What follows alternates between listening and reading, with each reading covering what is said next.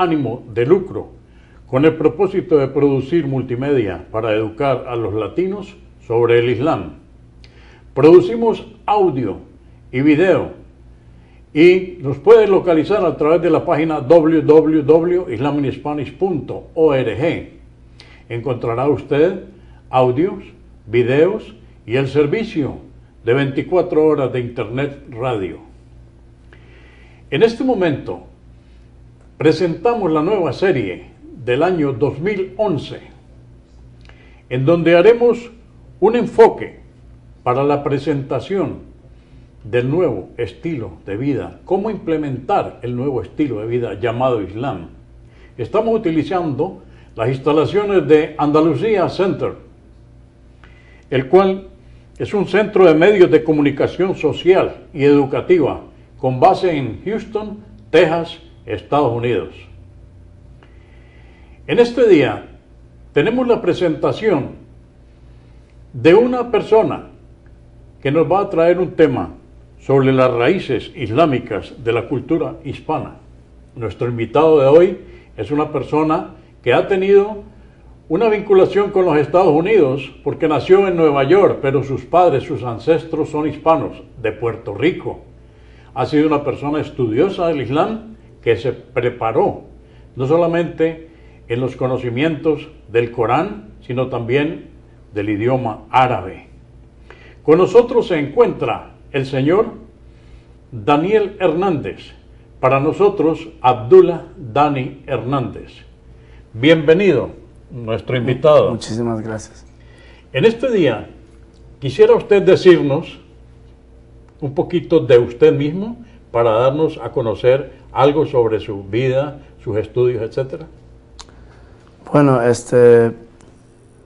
yo, por la gracia de Allah, me crié en un hogar religioso y antes de mi mamá casarse con mi papá era monja. Ella nos inculcó desde nuestro crecimiento la creencia en Dios. Ella decidió abandonar el convento, se casó con mi papá y gracias a Dios nos tuvo a nosotros. Hace 11 años tuve la oportunidad y la bendición de Dios de aceptar el Islam.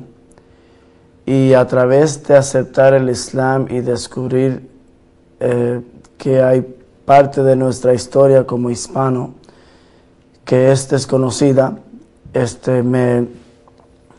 me enfoqué en la búsqueda más, primero de aprender el árabe para poder entender el Corán directamente y luego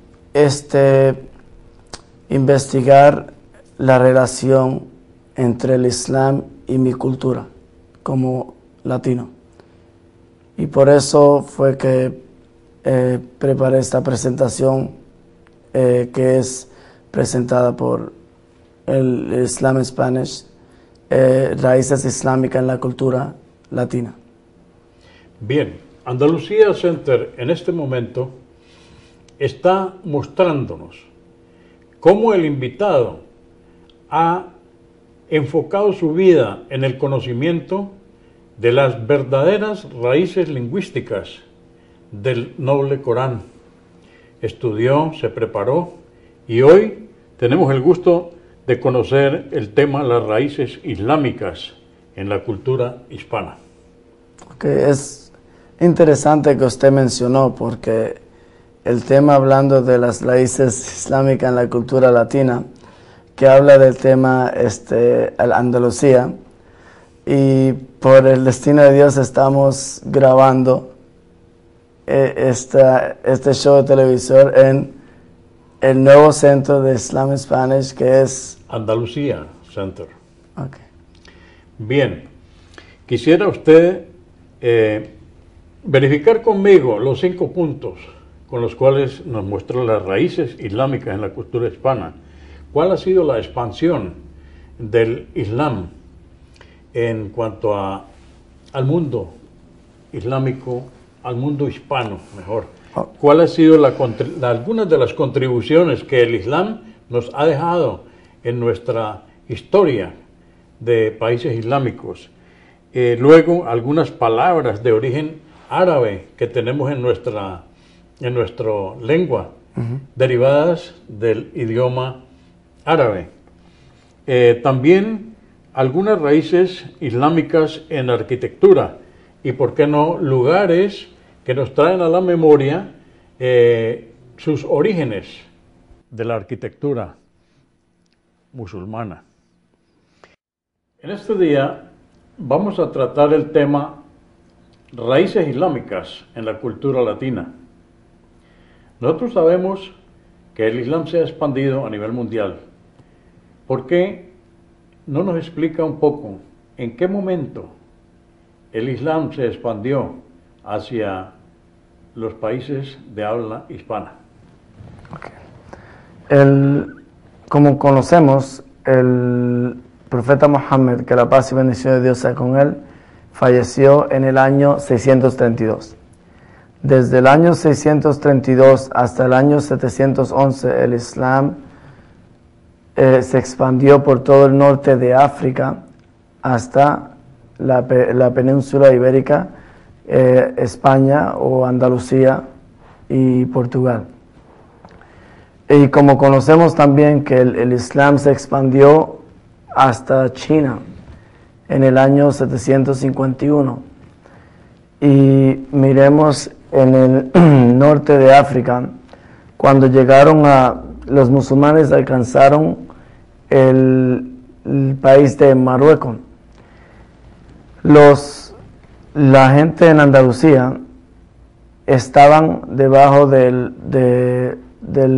gobernamiento del gobernador de los visigodos. Yo recuerdo, sí, en aquel entonces el rey era Rodrigo en España.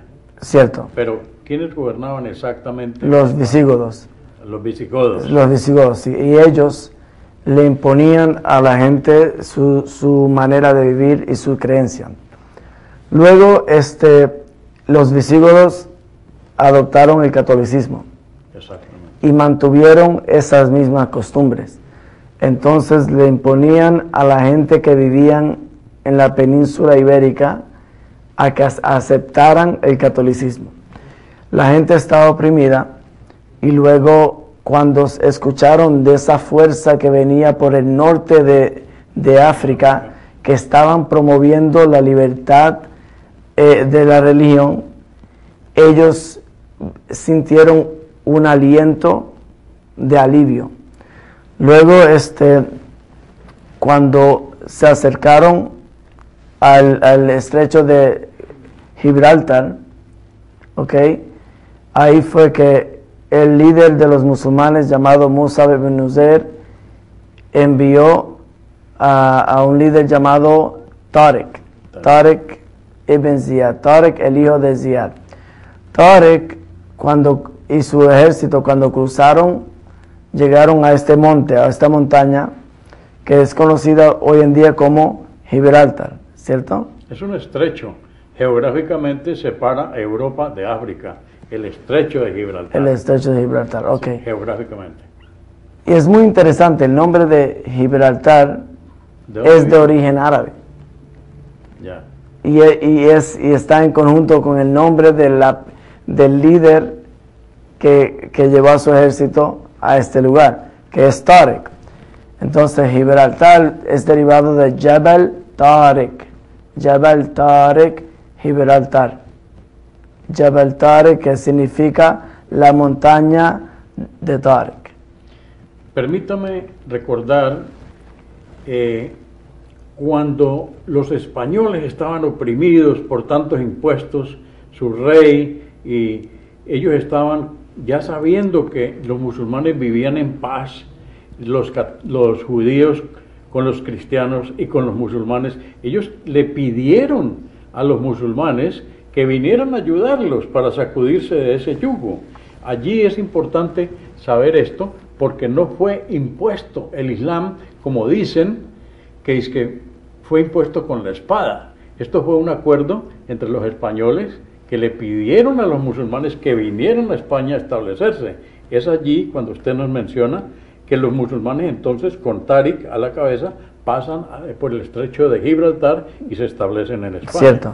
Y basado en esto fue que porque la gente que vivía en la península ibérica se dieron de cuenta que esta fuerza que venía por el norte iban basado en la creencia en Dios y en la obediencia a Dios a través del Corán y la implementación de la sunna, que es los dichos y actos del mensajero de Dios. Basado en el Corán, hay un verso del Corán que dice la ikraha fid din, no hay coerción en la religión. Nadie tiene el derecho de forzar a otra persona a la religión. Y como los musulmanes tienen eso como creencia, eso le dio seguridad a la población de la península ibérica, de esa fuerza que venía, que no la iba a forzar a aceptar su religión. Luego vemos que cuando llegaron los musulmanes a España, hubieron muchas contribuciones. ¿Cómo cuáles contribuciones aportaron los musulmanes en España? Una contribución es, por ejemplo, la de Abbas ibn Farnas. Y él tuvo unas cuantas contribuciones. Una fue, que es la chistosa, cuando él tuvo la idea de que el hombre podía volar. Y comenzó a construir unas alas para él poder volar. Y se trepó en un lomo y se tiró y cayó hacia el suelo. Pero no se rindió, sino que continuó y perfeccionó esas alas hasta que alcanzó volar. Okay. Luego hay otro de las contribuciones. Perdón, Adelante. este entonces es el llamado origen del famoso parapente de hoy en día. Correcto. ¿Sí? Que esa es la idea. En el parapente la gente van a las montañas y se sueltan al espacio y gobiernan con las manos lo que diríamos eran las alas. Las alas, correcto. Y también él inventó algo llamado como al-maqata. Y al-maqata es un reloj de agua que contaban tiempo con el agua. Entonces él tuvo la idea de utilizar la hidráulica, que es uno de los principios de la física. Aprovechando la energía hidráulica, diseñó un reloj. Correcto. Y también en su hogar, él tenía, en su mismo hogar tenía un observatorio, como este que miramos en la imagen. En el mismo hogar de Ibn Farnas tenía un observatorio que visitantes venían a ver las estrellas, a ver el clima y etc. Y también en el periodo de Andalucía, se utilizó y se desarrolló el astrolabio en el año 800. Y llegó en el siglo XII, se expandió y alcanzó Europa. Luego... Es importante, perdón, adelante, que el astrolabio viene a ser la guía para que los navegantes pudieran orientarse.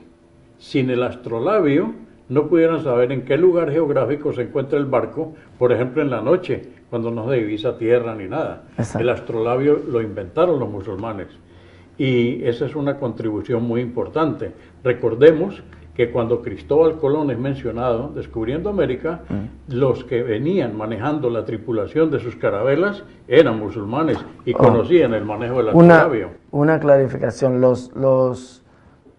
el astrolabio fue inventado por los griegos, sí, desarrollado y perfeccionado por los musulmanes, exactamente, en cual le añadieron los diferentes lenguajes y los nombres de las estrellas en árabe, y con el propósito. ¿Cuál era el propósito principal en cual los musulmanes tenían este astrolabio? Siempre el propósito y los esfuerzos de los musulmanes eran dirigidos hacia Dios, y era la qibla, la dirección hacia la oración. Muy bien. La dirección hacia la oración para saber dónde estaba cuando estaban navegando, cuando estaban viajando, dónde estaba la cava y dónde estaba la dirección para no abandonar las 5 oraciones. Bien. Durante esos 800 años que gobernaron los musulmanes en España, esa época de oro que vivió, nosotros tenemos algunos lugares históricos como para recordar hoy. Sí, hay lugares como Alhambra, que es conocido o traducido como la Roja, por el color de sus paredes. Y estaba llena de jardines dentro. Era como un castillo. Y dentro lleno de jardines y acueductos que suplían agua para el pueblo completo.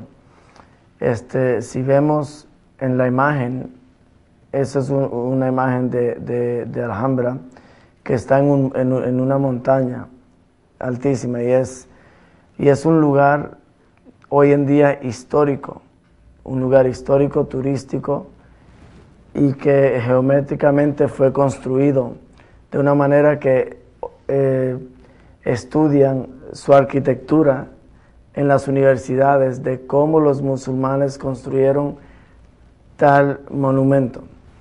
También en este lugar, dentro de Alhambra, habían fuentes, habían jardines que tenían árboles de naranja, si miramos en diferentes ángulos, palmeras, y lo más interesante es que se encontraban escrituras con el recuerdo de Dios, escritura que eran versículos del Corán y etcétera, para darle más como un ambiente espiritual y también que la persona podía sentarse a reflejar o a reflexionar en la creación de Dios. Si miramos en esta imagen de las fuentes, es interesante en estos tiempos en cual Europa estaba en sus tiempos oscuros, en la época de oscuridad o época de tinieblas, en cual las calles no tenían luces. Y en esos mismos tiempos en Andalucía habían jardines, habían luces, habían lugares como el Córdoba, que tenía en sus calles tenían la acera y era la distancia de 10 millas, en cual habían también luces y muy interesante, en Córdoba era considerada la joya de Europa o hasta la joya del mundo. Y aquí tenemos algunas razones por la cual era considerada la joya del mundo. Una de ellas era que tenía 50 hospitales en un pueblo, 900 baños, no baños de los que hay hoy en día en nuestros hogares, sino que eran baños públicos, en cual las personas que estén viajando podían parar y sentarse y bañarse, y es como estilo spa, como hoy en día se promueve tanto. Y hay una maravillosa anécdota o historia en cual uno de los líderes de Andalucía, llamado Abdurrahman el III, envió un emisario hacia el rey Otto de Alemania. Y cuando el emisario viajó y salió de la tierra de Córdoba, comenzó a ver que las calles eran oscuras y que no habían baños públicos. Y cuando llegó donde el rey Otto, lo primero que hizo el emisario de Abdurrahman fue quejarse, decir, ¿por qué las calles son tan oscuras? Y al decir, el rey dice, ¿qué? ¿Te está burlando de mí? Uno de los siervos del rey dice, no es cierto, en las calles de Córdoba hay luces. Después, y pavimentos en las calles, y luego el emisario de Abdurrahman se queja otra vez y dice, ¿por qué no hay baños para la persona que viaja? poder descansar y bañarse y continuar en su viaje. Y el rey otra vez dice, ¿te está burlando de mí? Ese es el rey, imagínense. Una persona normal hablándole a un rey de esta manera. Y el siervo del rey Otto le dice, no es cierto, si en las calles de Córdoba hay baños. ¿Ok? Luego viene la hija del rey y le dice, papi, me memoricé el alfabeto, el abecedario. Entonces el rey le dice, adelante, déjame escuchar. Cuando escucha el alfabeto, él orgulloso de su hija de 7 años dice, mira mi hija, se memorizó el alfabeto. El emisario de Abdurrahman el III le responde y dice, ¿tú sabes que en nuestra tierra tenemos niños de 7 años que se han memorizado un libro? Que ese libro es el Sagrado Corán. Y el rey otra vez dice, otra vez te está burlando de mí. Y uno de los siervos dice, no, es verdad.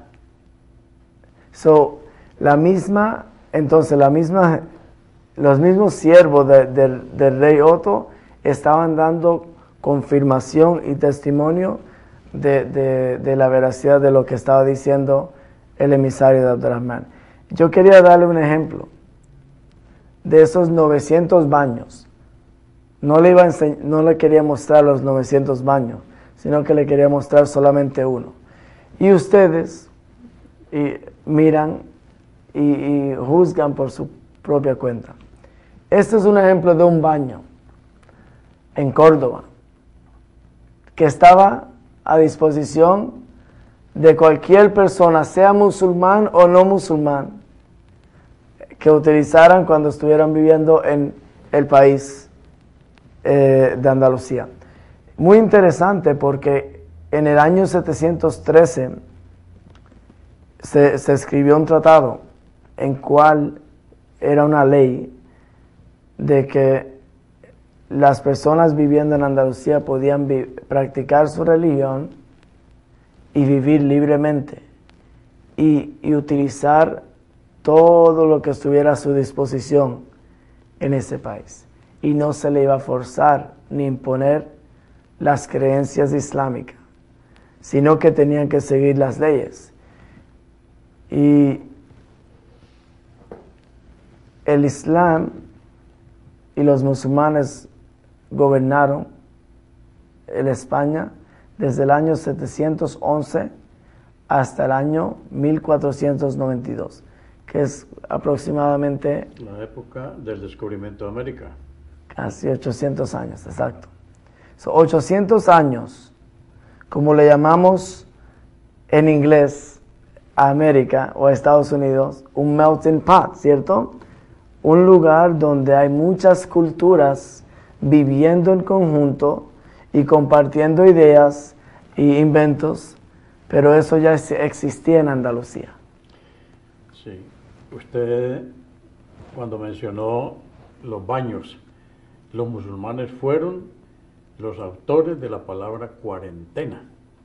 Cuando una persona enferma es aislada en hospitales especiales. Usted mencionó que en Andalucía había en Córdoba solamente, como 50 hospitales.